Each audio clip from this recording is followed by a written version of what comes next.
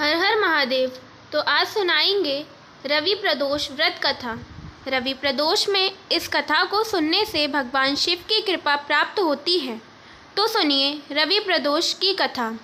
एक समय सर्व प्राणियों के हितार्थ परम पावन भागीरथ के तट पर ऋषि समाज द्वारा विशाल गोष्ठी का आयोजन किया गया। विद्वान ऋषियों की एकत्रित सभा में व्यास जी के परम शिष्य पुराण वेत्ता सूत जी महाराज हरि कीर्तन करते हुए पधारे। सूत जी को देखते ही सौनकादि 88,000 ऋषि मुनियों ने खड़े होकर दंडवत प्रणाम किया।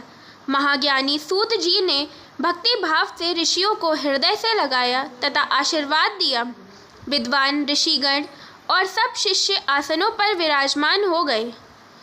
मुनिगण विनीत भाव से पूछने लगे कि हे परम दयालु, कलिकाल में शंकर की भक्ति किस आराधना द्वारा उपलब्ध होगी?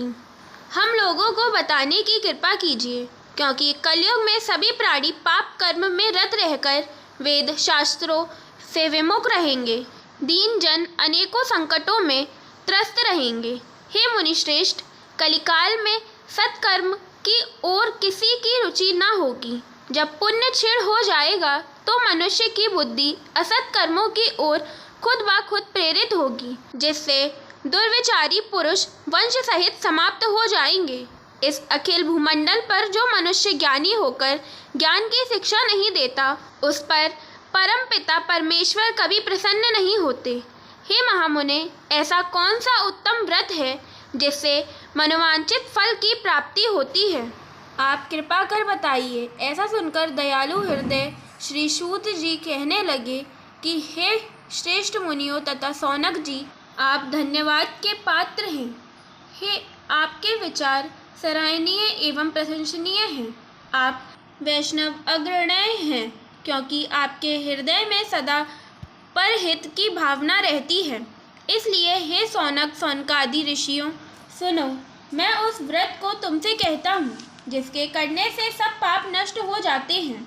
धन वृद्धि कारक, दुख विनाशक, सुख प्राप्त कराने वाला, संतान देने वाला, मनवांचित फल प्राप्ति कराने वाला यह व्रत तुमको सुनाता हूँ, जो किसी समय भगवान शंकर ने सती जी को सुनाया था और उनसे प्राप्त यह परम श्रेष्ठ उपदेश मेरे पूज्य गुरुजी ने मुझे सुनाया था, जिसे आपको समय पाकर शुभ बेला में मैं सुनाता हूँ।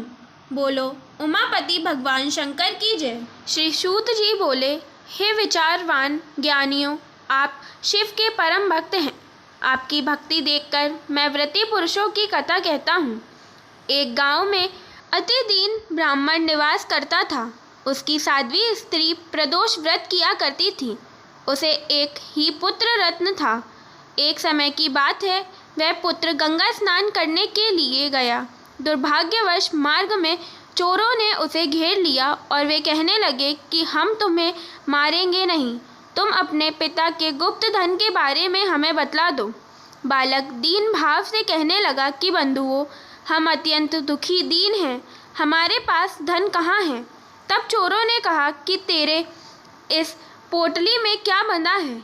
बालक ने निसंकोच कहा कि मेरी माँ ने मेरे लिए रोटियां दी हैं।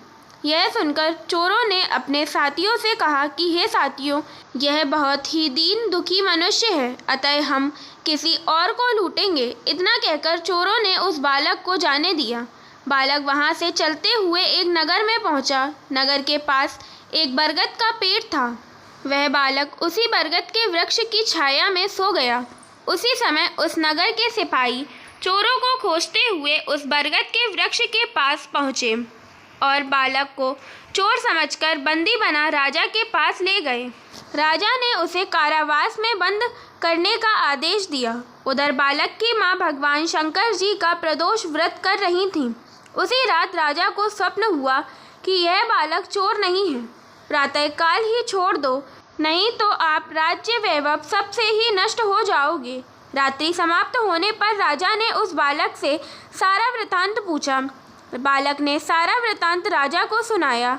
बालक की बात सुनकर राजा ने सिपाही भेजकर बालक के माता पिता को पकड़वाकर बुला लिया। राजा ने जब उन्हें भयभीत देखा तो कहा कि तुम भय मत करो, तुम्हारा बालक निर्दोष है। हम तुम्हारी दरिद्रता देखकर 5-5 गांव तुमको दान में देते हैं। शिव की दया से ब्राह्मण परिवार अब आनंद में रहने लगा। इस प्रकार जो कोई इस व्रत को करता है उसे आनंद प्राप्त होता है। साथ ही साथ भगवान शंकर और माता पार्वती की कृपा भी प्राप्त होती है। बोलिए पार्वती पद हर हर महादेव की जय।